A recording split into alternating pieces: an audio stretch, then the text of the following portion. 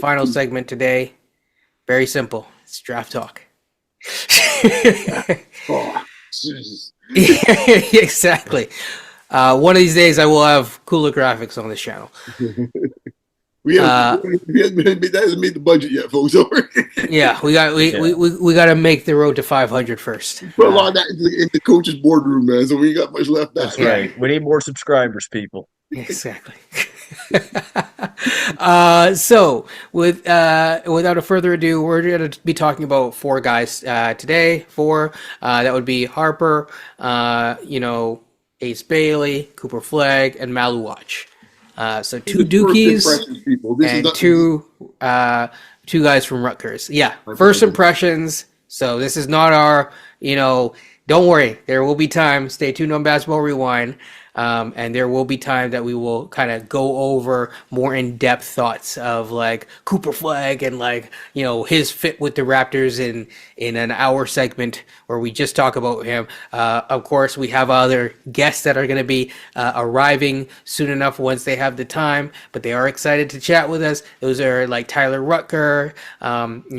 Sampson's going to be back, although he's not necessarily a draft guy. He has admitted that he isn't, so he may not be the draft guy, but there are other draft guys as well. Louis Zatzman also is rearing to come back, and Mac is actually one of my draft guys as well. And I don't think we've all done a pod together, and we've been talking about it behind the scenes, so we will definitely have to do that as well. So let's talk about the Rutgers guys first, because I know it's a favorite amongst you guys is one of them, and the other one is one of my favorites, and then we'll get to Cooper Flagg after. Who do you guys want to talk about first? I think we should probably talk about Ace Bailey, since I think he is going to excite you guys a little bit more to start things off. Oh no, I mean I'm excited about all of them. Quite honest with you, man. Jesus, it's like finding water in the desert, man. If I get any of these guys on our Raptors uniform, I'll be quite happy. So let's not get twisted. Fair. Talent upgrade is talent upgrade. So Beyond, I'll start with you. Then let's talk about Ace Bailey. Just initial impressions. There's actually a couple games that I personally got to catch up on. I'm about a game and a half behind. So not going to plug my secret sources to watch games on here, because we want to keep this towards a monetization thing. But yeah, there are where there's a will, there's a way.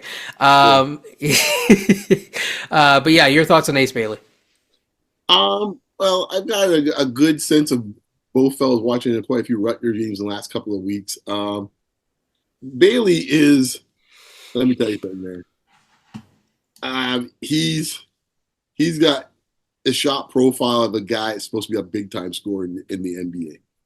And, there's a lot of things, I think we're always in a world of what things folks can't do and things that people, what they can't do and what they're limited on. And, we go through it as well. I'll say this much, man. I mean, that dude's a bucket getter, old school bucket getter. And quite honestly, in this day and age, they don't build many of them anymore in the NBA, quite honestly.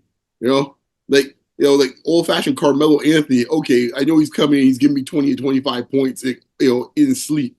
Those type of guys don't really exist anymore. And so when one comes around, boy, I tell you, it's something to behold. And I said before, the shot making I saw from him was mouth-watering. I mean, pull-ups on guys in the free throw lane in the midi. I like the mid-range in this case here because I call those playoff shots. My apologies. I call them playoff shots. I found he was really just dynamic in those type of situations. Had no fear of the defender. Had no fear that the defender was going to block his shot. Just rose up with ease. And when you're a guy at 6'9", 6'10", with that type of range and that type of ability, is exciting to watch. I mean, he had some baseline pull-ups, and your man there in this case, here, Rafael Barlow, was mentioning about he's got a game like an 85 NBA All-Star. I said, yo, shades of Bernard King, boy, the pull-up baseline jump shot. And Rafael to give a like about that. He knows what I'm talking about. He did, he did. that type of player, that type of game is not something you see every day. Yeah, I was really excited to watch him. I think he's the one guy, at least for me, that my eyes pop when I see him more than any other guy. Doesn't mean I don't care if we pick one of the other guys. Hey, you know me, man. I'm ready for it, man. I'm all in. I guess looking forward to it. But if I had to go and give me true story who's kind of my favorite guy, he might be my favorite guy right now. Still early. He's my favorite guy because I still like my man from Baylor too. So it's still early. We'll get him at another time. Coach. Mr. Bailey. I don't think I've seen an 18 or 19-year-old make as many tough shots as he has in college basketball. This guy is fearless when he catches the ball. He is going for his jump shot, and he can get his jump shot off. Like there was a game against Texas A&M over this weekend where he drove baseline from the corner. He stepped around the guy. The guy was like right here in his face, and he was able to step around him and get his jump shot off. This is something you don't really see too much of anymore. And the guys in the NBA definitely don't guard you that close like they do in college. On the other hand, there are some shot selection questions where I'm just like, I can see some NBA coaches and executives being like, can we rein this in a little bit?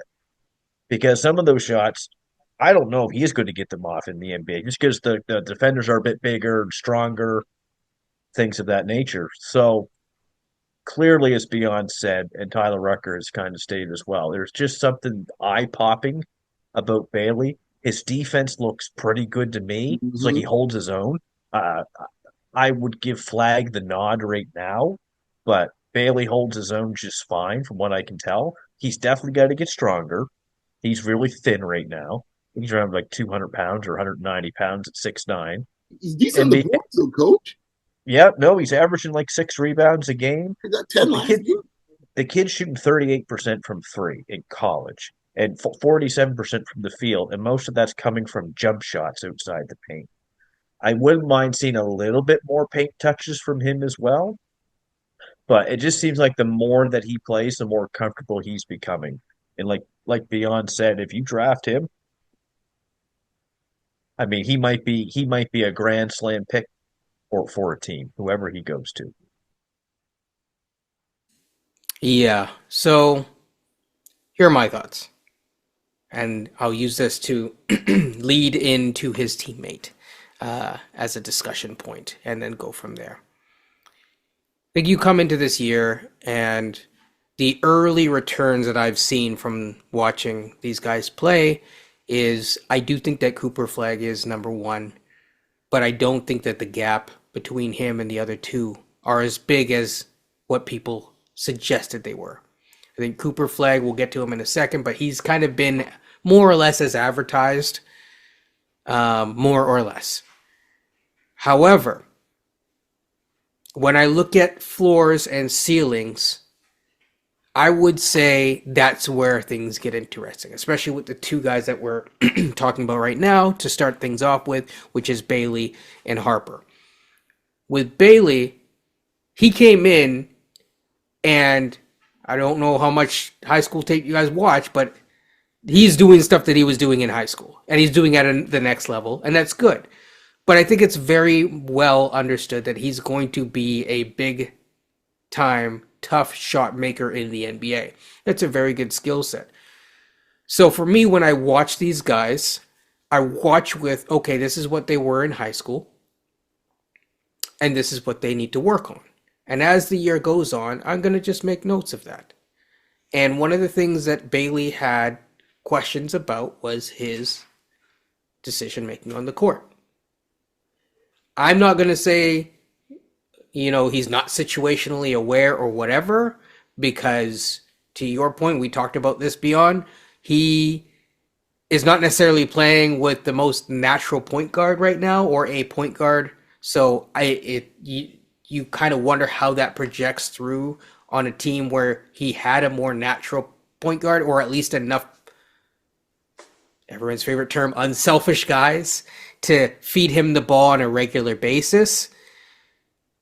What does it look like, and how do you kind of like either rein it in or whatever? But throughout this year, that's what you're looking for. The restraint and the willingness to, yeah, it's mainly jump shots. I did see him, go at guys a couple times, but like I want to see him go at guys more relentlessly. Like there was one where was it Bama? That they were playing, and the guy and the backline defender rotated over and stuffed him. Like, go back at him. Like, that's what I want to see. So, I mean, I'm gonna be critical of every single guy. I'm trying to be as objective as possible. Some people get upset about that or think that it's directed at one particular player or another. No, I'm critical in general. That's just me. That's can't deal with it. Don't know what to tell you. But there's a lot to like, and to Beyond's point, it pops. You see him make these turnaround shots. It makes Jacoby look like none. Jacoby's pretty impressive early on with some of the stuff that he's doing in very small sample size stuff.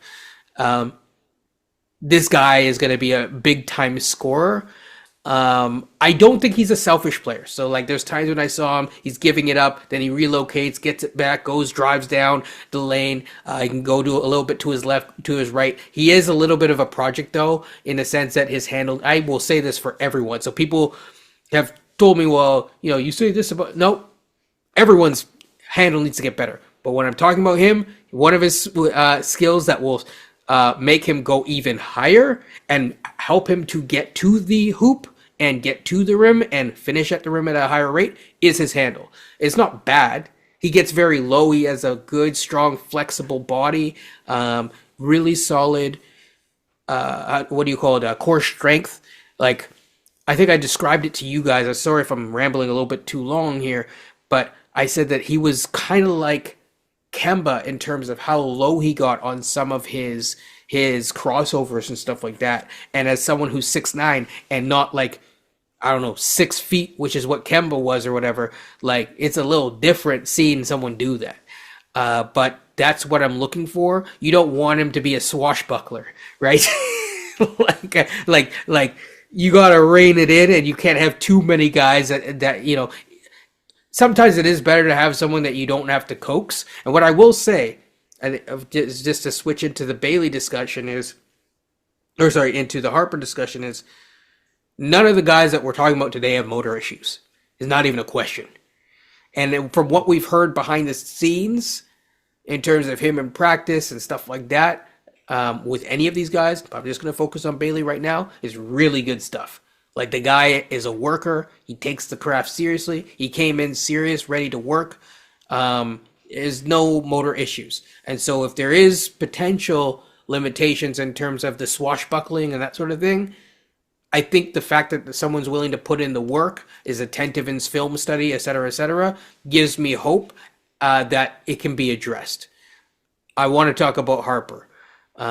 Really quickly on Harper, I just think the difference between him and the other guy, and then I'll pass it over to Beyond, is the floor is higher. And I think as an all-around prospect, in theory, if you were picking it today, he might even go number one. But is he the number one guy in this draft? Probably not. I don't know if that makes sense. Beyond, I'll go to you. Okay. Hey, I like Harper a lot. I think my only thing with Harper is, as I said before, I'm not going to go too deep into what I can see as criticisms for each guy. What I love about him is he can get his spot anywhere he wants, pretty much. The size and the body is NBA ready now, not a couple of years from now. Now, obviously, actually for both guys, because I didn't realize. I think Vivian Lacey, who's a WNBA star and was on the Olympic team for the women's team, as well in this case, is she's the aunt of Ace Bailey. So he has pedigree in his family. Both his parents are high level athletes at the college level. Obviously, we know who Harper's daddy is. He was at the games and the tournament the other day. He walks around with that type of aura about him that you see a lot of guys that are former NBA players, their sons and daughters are. You can see it in them when they're walking around. Okay, it's been there, done that type of look, and that's a great positive in this case here. If you look at the draft, Harper. I think only thing I would say is that viewing Harper in this case here as, I think if I view him as a point guard, I will have more issues with him. If I just view him as a guard and a shooting guard, No, I don't have too much, but I think my only thing I would say with Harper is I just want to see more of distribution. That's it. I would put it that way. But overall, I love what I see there. He had a few shots like a couple of weeks ago. I was watching him against, I can't remember, it was with their first game. He snaked the pick in this case, pulled up for a nice mid-range elbow jumper. It's like, okay, that's a professional shot. That's what I want to see. He gets the hoop, he gets the free throw line. You know me, I'm always looking for those items. And I love that about him. He doesn't run from contact. He takes the contact, absorbs the contact. So, he plays hard, as you said before. All these guys play hard. They have good motors. There's a for both of them. I always say there's a briefcase mentality with them, where they got the briefcase. They come in here. They ain't come here to have jokes. With all due respect, just having a good time. They're coming here meaning business. So I like that about Harper a lot too, man. So it's gonna be fascinating because the only thing I would say with Harper is gonna be interesting to see how NBA GMs and presidents of basketball operations see him in this day and age and how the game's played. Can you, quote, build around him? Because that archetype these days doesn't really exist the same ways it used to in the past. So I'm going to find that fascinating to see how he plays out as the draft process continues. Do you have to build around him though, or can he fit in well as a core? I think it depends on the team, right? I mean, right now, one of the things that's happening right now is probably why you need 2 expansion teams right now, because there's a lot of depth in the NBA. So even the bad teams, he's not, quote, going to be like the sun, the earth, the moon, the stars, or the alpha omega with it, with maybe the possibility of the boys from the capital city, maybe. But I don't know if that would work out with Bub Carrington the way that he plays.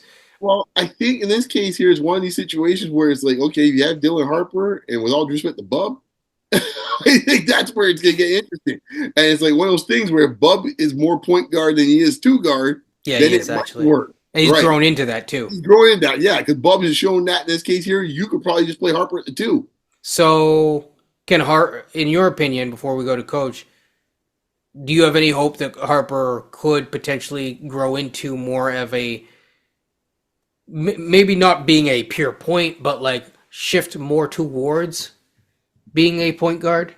That's gonna be the kind that to me that for Rutgers and Rutgers fans and fans of these guys and players, that to me is the biggest question for this team, because I think answering that question, if he does do so, not only impacts him but impacts his teammates going to get drafted as well too. So I think that is it's almost a bit of a symbiotic relationship with that. That if he does do that, I think it will impact and improve both of their stocks. Because to me, one of the things that I noticed is that he had to do a lot of scoring early on because Ace was out. Exactly. And maybe he's needs to kind of like shift away from that. He's obviously done well now that his co-star is back, but it's hard to shift away from I had to be the captain, I had to do everything. To now I'm sharing the that last game against the Aggies. I mean, he scored 18. He had about 3 assists. I watched some of the highlights of it and watched all the game, but like I do wonder, to your point, if that's what we were seeing there, like where he was kind of picking his spots more. Yeah, in that game. Coach might have a better sense. I'd like to get his thoughts on Harper and what he thought, because he's probably been digging into this more than any of us at the moment. Mm-hmm. Coach, I think Dylan Harper's the most probably NBA ready prospect today. I'm not saying he's the best or going to be the best, but I just think all around he's polished right now. He's ready to go. He's the most complete prospect probably in this draft. Beyond has always spoke about wanting the big guard. And I've spoken to some college coaches just even in the past. They want the big guards too. They don't want anybody who's 5'9" or 5'10", even though some of those guys can really play. But it makes sense though. Like the NBA, it's a bigger league. Everybody wants a 6'5", 6'6" point guard per se. And if Dylan Harper can bring that to you, it's hard to pass up. He's probably going number 2 or number 3 in this draft right now, if I had to guess. But watching him play, he can really get to the hoop. He uses his body well. He's able to angle the defender when he's going up for shots. The shot form looks fine. I don't really see anything wrong with it. The guy gets to the foul line like crazy. He had a couple games over 15 free throw attempts. He had 37 against Alabama. Alabama's ranked 9th in the nation. That might have gotten their ranking may have gone up. They couldn't do anything with Dylan Harper. So again, just kind of shows you the depth of this draft. It is going to be interesting to see him and Ace throughout the season, though, how they're both going to be able to coexist. Because at times, I think Kenyon, you have said, is like, if Ace gets the ball, it's like, I have to shoot because I don't know if I'm going to get the ball again. It can't work that way. You will never win if it's one person's like, okay, it's my turn to shoot now. It's got to come in the flow of the offense. It's got to come in the flow of the game. It just has to happen organically. Harper is a bit more ball dominant, but I do see flashes of where I think he can work within an NBA offense in terms of, I think Ken kind of pointed it. The Spurs did draft the build around Stephen Castle. Wemby's the guy, and now you're putting the pieces around Wemby, and Castle's a good piece. I kind of view Harper in that regard. He's a major piece, but I don't know he's the piece. You know what I mean? Yeah, I only push back in this case that Castle was never this ball dominant in college. That Castle's more like I'm a kind of a fit in guy a little bit, and he'll find his spots to pick his spots in the game. But I never watched a Connecticut game saying like, "Oh, Castle's kind of taking over the game." It was like he kind of played second fiddle to Klingon and to the other guard in this case here on the team that was a junior or whatever that was really good. Like he fit in. Like he's a very dominant guard in this case, Harper. Yeah, I don't know if he's the guy you build the franchise around, but if you have a piece and he's like that 1A piece or 1B, that's a pretty good piece. Yeah. But we'll need to see more. His pull-up jumping is good. He gets to the rim. He finishes. I don't have the numbers in front of me right now, but he seems to finish at a decent clip. Obviously, all these things need to get better, but early on, he's getting to the line on a regular basis, and he's a lefty, which is kind of nice. You were going to say something real quick, and then we're going to shift over to the Dukies. Yeah, I mean, there is another team I can see him playing for, but I know who their pick is, and we're about to talk about in this case if they could get him. But Utah? Yeah. Yeah, but Utah has a lot of guards too. Yeah, but knowing Danny Ainge, he'll get rid of a few of them for him. Like it's nice knowing you, Sexton. Because there's Sexton, there's Keontae, there's also Bryce Sensabaugh. There is. It's about the bench player. No disrespect to Sexton. Yeah. Right? And Sexton will get moved the moment that Harper gets drafted. Trust me. Yeah. Danny Ainge will move his mama in this case here if you could get Harper in this case. He ain't lose no sleep about that. Yes. I think, that's a good place to kind of move over to talk about the Dukies, Cooper Flagg. Just really quickly, just to say, he as of today, he's the number one guy. I think he's as advertised, high-level two-way player. His defense is that good.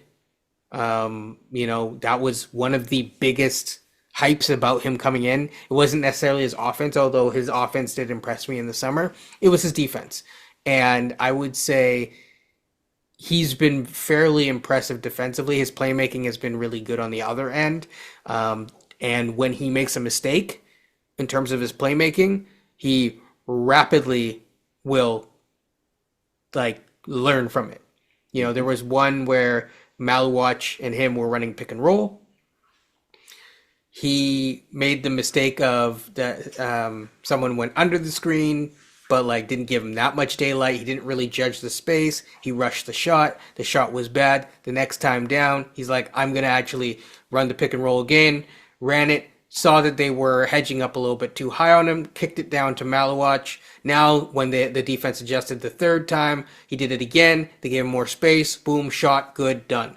I do think that his release, it's kind of backtracking a bit. By the way, Jacoby has a really good release, but we'll talk about that another time. His release is a little bit inconsistent. This is what I've noticed. I think it can get there, and if you're looking at the prettiness of everyone's jumper, he probably has the least pretty jumper. Maluach is going to be not included in this conversation right now, but I think it's workable within 15 feet. Instantly in the NBA. It's from the outside where he will need a little bit of work, but I don't think it's broken by any means. I'm just going to go in reverse order just because I've went to you a couple times. Coach, I'm going to get you to tap in on Mr. Duke, Captain America himself, apparently. The pukey dookies. Oh man. No, Apparently, I heard he couldn't play defense today, so I'm just, we need the Avino, man, in this case for this rash. It's about to hit us, man, as Tar Heel fans and talk something positive I about Dookies. know. No, I like Flagg. I think I probably like him a bit more because he's from Maine, which is basically Canada. But uh, anyway, no, I think Flagg. He's probably the best two-way versatility in this draft. I think when you have two-way wings, I think it's how you win championships. Quite honestly, is with two-way wings. Look at Kawhi Leonard. Look at Giannis. Look at LeBron. Just throughout the years, I'm not so much trying to compare him to those guys, but that's typically how you win. Anthony Davis, another guy as well. So yeah, I'm just looking at some of his numbers defensively. He makes a huge difference on the floor for Duke. Like you said, Kenyon as well. The shot is okay. It's not pretty like Ace's shot form or Hugo Gonzalez. Not quite pretty like that, but I think it's something over time though that Flagg will be able to develop when he gets in an NBA program. And let's remember too, Flagg is still 17 years old doing this. He's really young for his age. He turns 18 3 days before I do for my birthday. So I like that he's a December guy as well. But no, Flagg's a really good player. Like he's going to be a guy. He's going to spill the stat sheet up. He's gonna like he's averaging almost 2 steals and 2 blocks now. And his per 36 minutes is that. So he's going to be a two-way versatility, great athlete. He plays with an aggression that I really like from someone. Again, we'll see how Duke does. I know there's been a couple plays. I think it was against Kansas and Kentucky where I think it was Kentucky may have bobbled the ball in a couple of plays towards the end of the game. Some people were worried about that. I'm not. He's 17 years old. These things are going to happen from time to time, especially with a program like Kentucky and Kansas. They actually have some older players on their team that came back. And Kentucky's coach, is it Pope? Is that his last name? I can't remember now. He's doing a pretty good job with them. And Kansas, well, Bill Self. Well, I get to say, Bill Self's usually got Kansas a really good program. So I think Flagg is number one for the time being. But like you said, Kenyon, earlier, I don't know if the gap is as big as what people may want to think that it is between Flagg and Harper and or Bailey. Yeah, I think a really good points, Coach. And Beyond, I'm going to tag you in right now, basically. But yeah, really good points. And I think it'll be interesting to monitor some of these strengths and weaknesses to see can they address them. I think Flagg has the least amount of weaknesses in his game. If Yes. you're looking at overall, plug and play, he has the least amount of weaknesses, the biggest guy and stuff like that. But I'm just gonna be on. Take it away. No, I mean, like Coach kind of hit it on the head. The only thing I think I'll say first positively, like he does a bit of everything. He's gonna fill up the stat sheet when the night's done. What I like with him is even the other night when I was watching him against it was Kansas, and he had a rough start the game. I think when the game ended up with 17 or something points. I think when it was all said and done, and he won the ball late. I think he's had actually it's 3 moments. I think, Coach. 'Cause I think in that same broadcast they mentioned, yeah, another little issue happened in the Arizona game they played. So it was actually three. Essentially, it was like 3 in a row.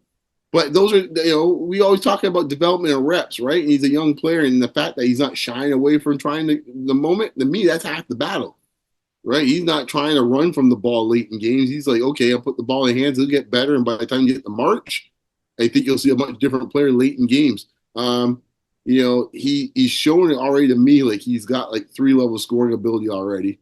The ability for him to get the hoop, man, like his athleticism, man, how he could just stretch out and get to the rim. Like there's some plays I've seen so far this year where it's like he actually got there. I didn't think he'd get there. He got there. It's like, dang, like it's like some Stacey Ogman Plastic Man stuff where he just stretched out. So damn, didn't think he'd get there and won with that one dribble left, man. So he's been impressive. He is easily the easiest player to fit on any team on any draft board.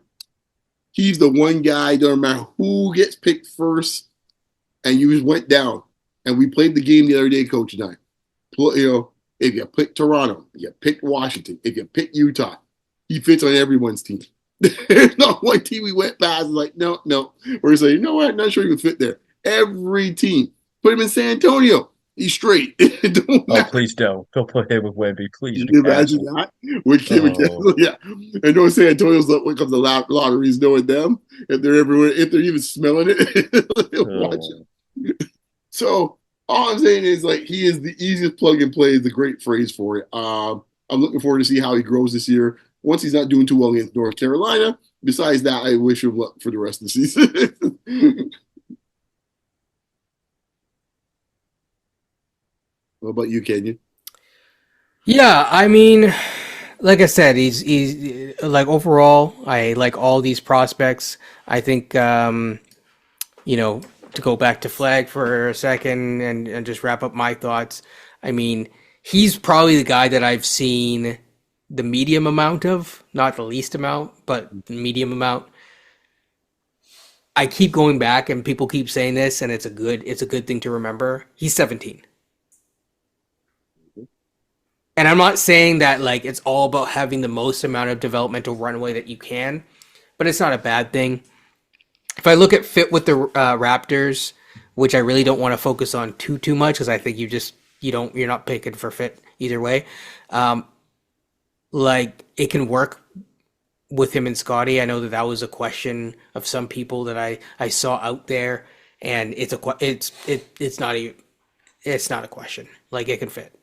I think he does a really good job positionally from a defensive standpoint. He knows where to go. He's very coachable.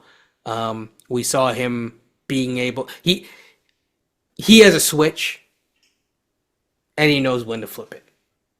And if you were asking me, how is one way that we could make it work without having a true, say it's not Harper, but you're trying to get like a survive without a point guard. Say we have zoomed forward into the future, and we now have all accepted that we don't really have a true point on this roster, regardless of roster moves that come from that. Having enough guys that can play make on a roster from wings and do it from there, I think is not a bad way to go about it, and he's one way that you can do it. I would actually say focusing on his handle, it's a lot better than a lot of guys on this team currently. He also has the strength, and he's not afraid to go into contact relentlessly. Like, he is not afraid to go at the hoop. Super Flagg is a gym rat. That's what everybody says. They say this kid he just lives in the gym, and look, all these guys do. But people say Flagg there's something different about the way he approaches basketball. I think Sam Vecini had said, because when he talked with William Lou about, he actually was a fan of Flagg coming here because he said Scotty would be good for him in terms of Scotty setting him up. Because he said Flagg setting up other people, it's a little different for him right now, just 17. But if you had someone like Scotty who's able to do that, that's plus the two-way versatility from both. That's how you win championships typically. It'd be interesting to see. I'm not worried about it, but maybe some are. I think the other thing too is he looks more comfortable out on the perimeter. I know Scotty is still trying to figure out where to pick his own spots, but to focus on Flagg right now specifically, like he's not afraid to be inside. Now, I'm not saying you make them the center. I've heard that kind of stuff. That's nonsense. He's going to do whatever the hell he wants to do because he is that good. Like you bring on a talent like that, you act right as an organization, or you get new people in charge. Simple as that. Enough said. If you don't like that, then like them's the breaks. It's $1 billion organization and $1 billion industry, right? You don't get paid the big bucks for nothing. And I don't think he's that type of player to go demand stuff. It's just like this guy, the second he walks through, or the second that any of these guys really walk through your door, but him especially, like him, like he is part of your core, hands down, no question. This is not a he needs to fit in or fit around. No, there is a fit in or fit out now, right? Like, and he is part of it. Whoever else is with that, have the debate, don't care, have fun in spaces doing that. This dude is one of your dudes, right? So that's kind of how I see it. And he's not afraid to try things. And I will say one final thing about Flagg is that I know there are concerns about whether or not he's a number one or not. We will see that play out this year. He's certainly not shy of the moment. I think him being a number one is a little bit it's gonna be a little bit different than other number ones because of the type of style that he likes to play. So beyond you and I were talking, and the topic of LeBron came up as an example where it's like he likes to set guys up, but when you hear the differences between him and, hate doing this, but Scotty as an example, it's like there's no fear in Cooper, right? So there is that on switch, and he's not afraid to beast it if he has if he recognizes his own mismatches, to simply put it, to just like put a bow on it, is if there's a small guy on him, he's taking him to the post. Mm-hmm. He's not going to go search for the bigger guy where he feels more comfortable. He's going to do it. If he fails, he'll learn from it and go from there.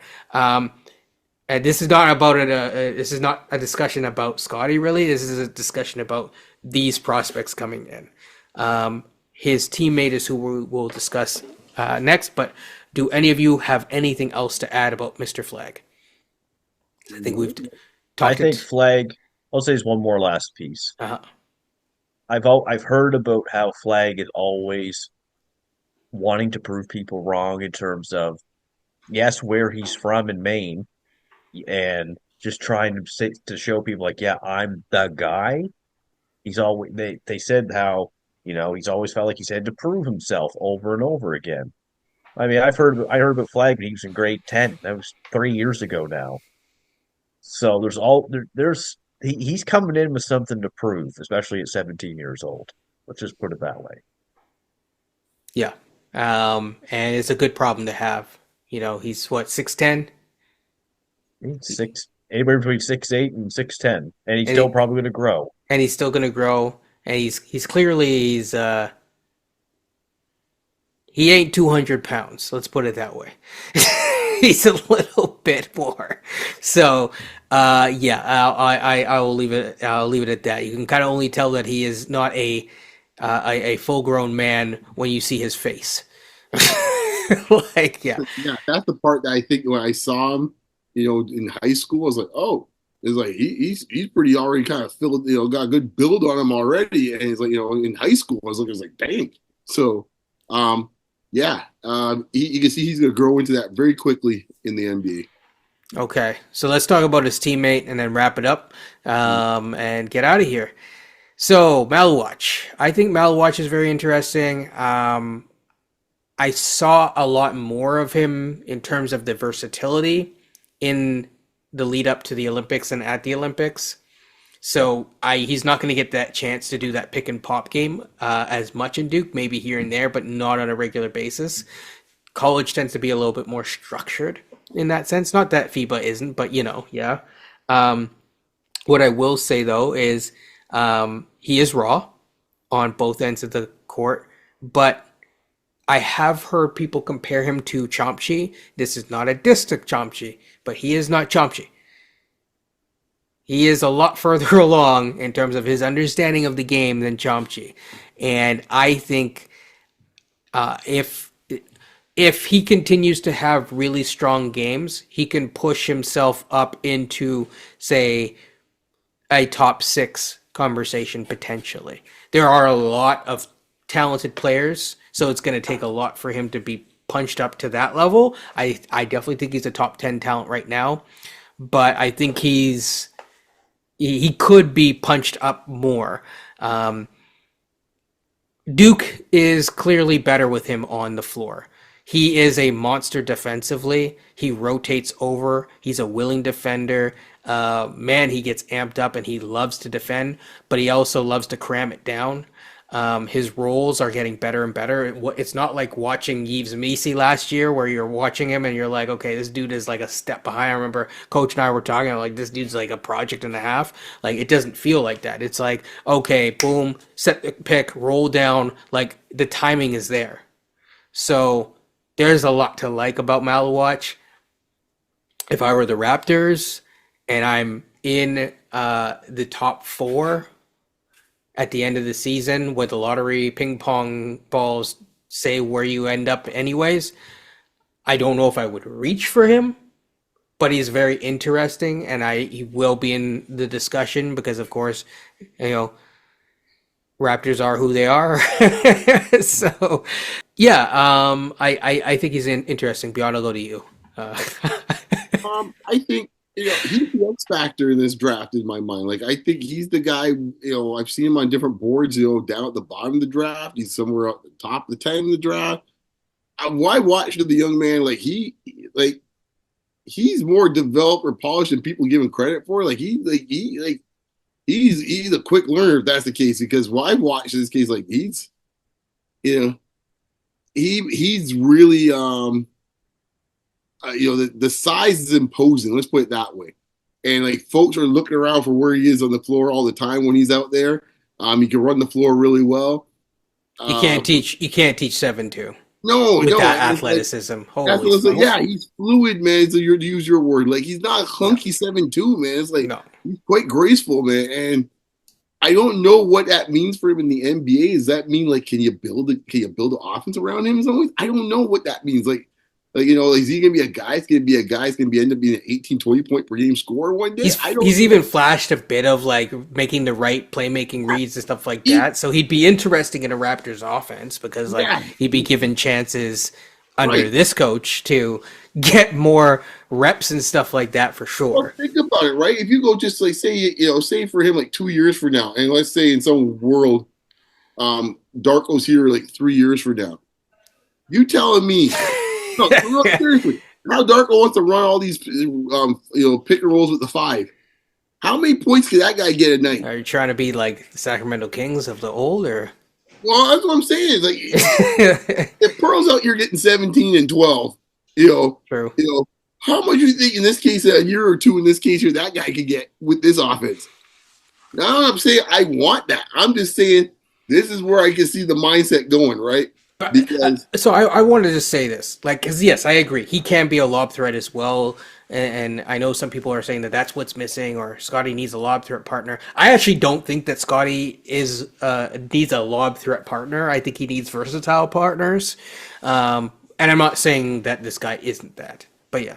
Sorry. Yeah, but I'm saying I'm not even looking at him as a lob threat. That's one possibility. But I'm saying he can show a bit more, honestly. Yeah, right. But even like he's in the dunker spot, like Pearl is half the time, or the lob threat, as you said before, and because to your point, passes are right now going to Pearl that are like little push shots in this case here. They ain't gonna be push shots for him.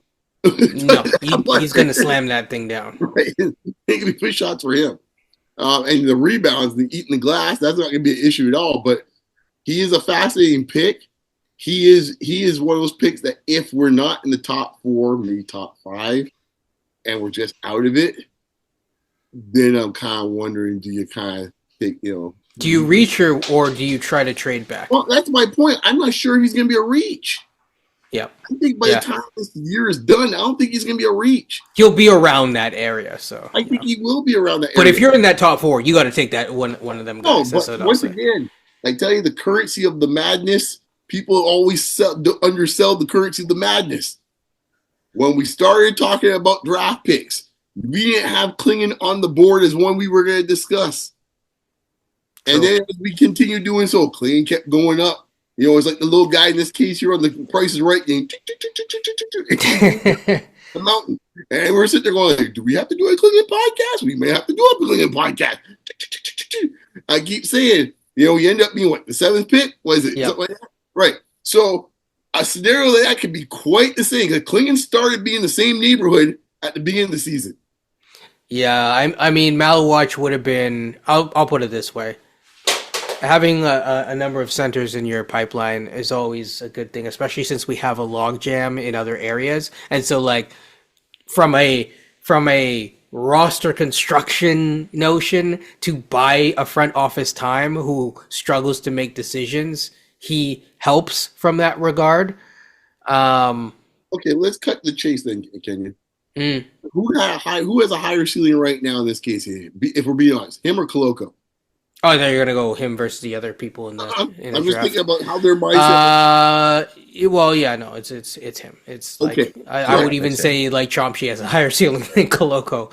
All respect to the man. But what I'm saying is they're willing to go after Koloko in this case here. And all I'm saying is that if they're in the neighborhood, it wouldn't surprise me in this case. Nor if there's a trade to be made on draft day that includes potentially trading out one of the people that people think is a core member right now and getting a second pick, he would be a very interesting guy to try to obtain. That's what I would say. I'm saying if you don't have one and knowing how the Raptors are, you won't have a second pick. So like, if you look at it and they don't, and knowing our luck when it comes to lottery balls, we don't seem to have the greatest luck. So if that's the case, and we say we're out of it, and we're like, well, we had good luck last year if you think about it. Well, we saw what happened, right? Right. But in number 8, say we got the 8th pick in the draft. No, we won't be that unlucky. Right. We'll see. Because you got to think, if you're going to be a bottom, say we end up being a bottom 5 team when all is said and done. Okay. The worst that you can end up, more than likely, unless 3 or 4 people all move up in front of you, is more than likely you're in the 5 to 6 range, right? Okay, so we're right at the edge. So you're probably not, unless we really continue to win and build momentum this week and take off like a rock, which clearly you don't think so. I'm just gonna squash that right now. We ain't gonna be bottom 8.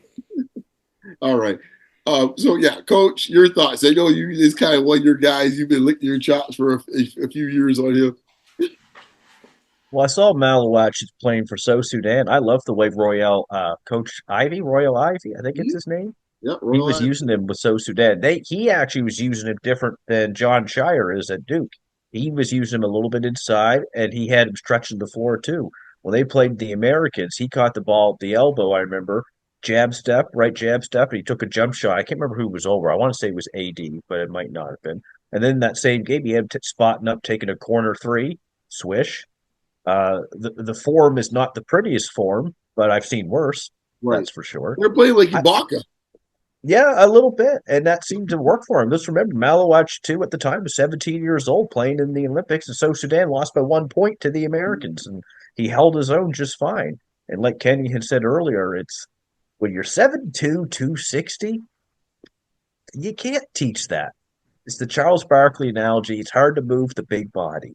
Yep. And for a team that lacks so much size outside of Pirtle, there is a fit. I'm not going to say he's like the best player available, but there's a fit with him on this team. If you were to draft him, let's say between 6 and 10, that he's there. There is an argument to be made where you don't have to start him next year, which I wouldn't. He's young still. But within 2 years, by the time Pirtle's contract's up, assuming you keep Pirtle, he slides into the starting lineup, assuming that he hits his developmental strides. I'm just looking at him compared to Lively in college at Duke. Derek Lively struggled at Duke, if people remember. It actually was Philip Kowski who was really good. But I think if people did the redraft again from last year's draft, Lively would go much higher. And I know Beyond, he's a big Lively fan because he plays with his Mavericks. Just watch how important Lively was in the playoffs last year to Dallas. And when you look at every metric between Maluach and Lively, Maluach is a much better player, especially offensively. That's where he kind of is better than Lively because Lively didn't show much offensive game at Duke. And I think to your point with the minutes there, Coach, in this case here, I think the same thing would happen in this case here where Maluach minutes will continue to increase as the season went on.